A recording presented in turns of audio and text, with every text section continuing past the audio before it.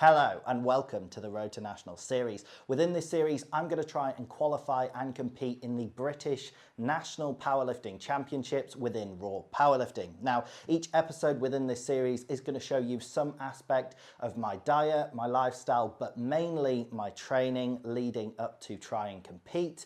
And there's going to be some sort of educational topic to go alongside this. So I'm going to cover things like my programming and how I'd advise you program, the max effort method, the dynamic effort method, why I utilize those methodologies, how I would advise you program accessories, how intensely you should be training your accessories, how much volume I'd advise, as well as specific things like pieces of equipment for a home gym if you're thinking of building that, what you should do whether you're injured or sick, or if you're going on holiday, how to manage that. There's going to be a wide array of topics that I'm going to cover, and if you think of any topic that you want me to cover, comment it down below. But without further ado, let's get to it.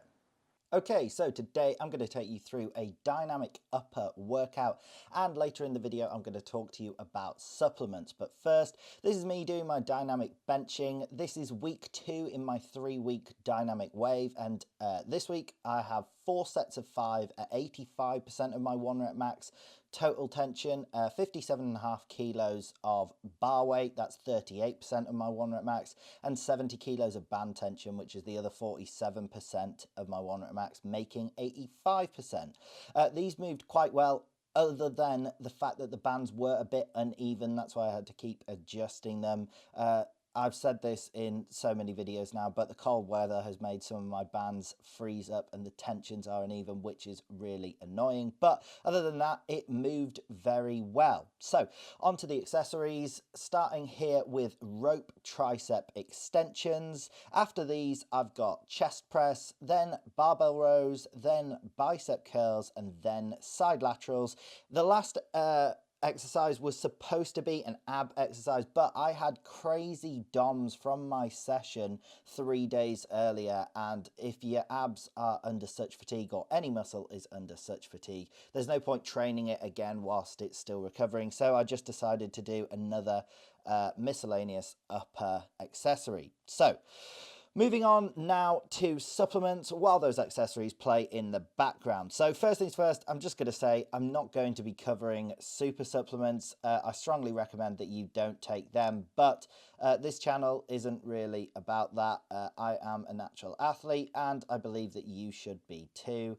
Obviously there's some cases where people need, like, as you get older, TRT and things like that, but I don't really want to talk about those kind of supplements. I'm going to talk you through natural supplements. So first things first, I'm going to say my top 2 supplements that I take, but definitely I think are tried and true, have lots of data behind. The first one is creatine. Creatine you absolutely should be taking if you are trying to gain strength. If you're trying to do powerlifting, but any movement in the gym, it's going to allow you to lift more weight. And that's because you use the creatine phosphate energy system when you are lifting heavy weights. That is about the first 7 seconds of effort is using the creatine phosphate system. Then you go into the glycolytic training system, which lasts for up to about like 15 minutes. That's using glycogen and carbohydrates. And then you go on to the oxidative system, which uses some fats and oxygen. It's a respiratory energy system. But the point is that creatine is a fantastic supplement because it is literally directly feeding the creatine phosphate system.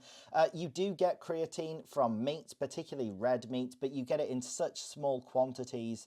The recommended dose is like 5 grams, but that as a general recommendation could be low for a lot of people, particularly for someone like me. I'm a 250-pound male. Like, my creatine saturation is going to be significantly higher than like a 120-pound female. So I take like 10 grams of creatine per day. If I take more than that, it can make my stomach feel a bit dodgy, and I find that it increases my hunger. I really noticed this, like when I've gone on holidays, forgotten creatine for like 2 weeks, I am way less hungry. But I think creatine is definitely useful in the conquest to gain strength. The other supplement that I would recommend is caffeine. Caffeine is tried and true.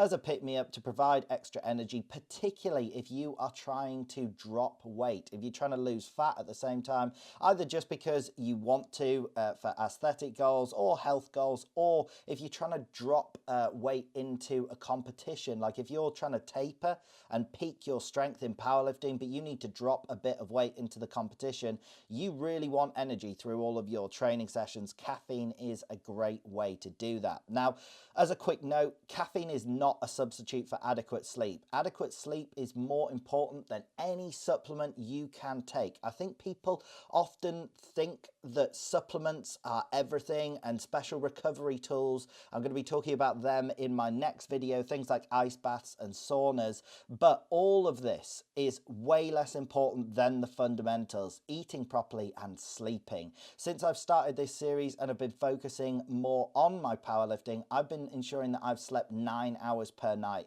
and it is dramatically different to when I used to get 7 to 8 hours. I feel so well rested and all of my sessions are going much better.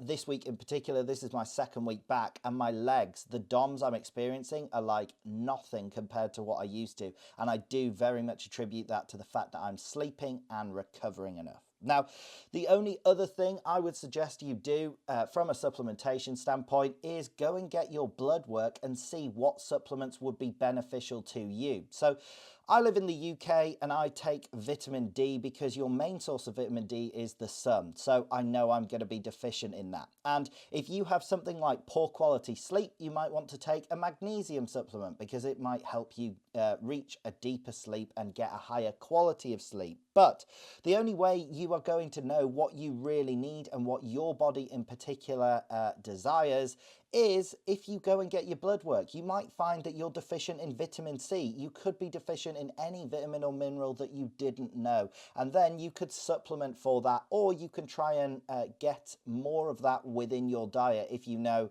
bananas are a great source of potassium and you're deficient in potassium, maybe you decide to eat more bananas, or you can supplement. But the thing is, supplements, bottom line, are not going to magically change your life anywhere near as much as doing the fundamentals right. When it comes to trying to get strong, just training properly, eating properly, and sleeping properly. So coming back to today's session, doing a bit of a drop set on these last side laterals. I was surprised, I was a bit confused there as to how weak I was at the end, but the delts really burned out. So that is it for today's video. I hope you did in fact enjoy the video. If you did, drop it like, drop a comment, subscribe, click the bell, all of that good stuff, and have a great day.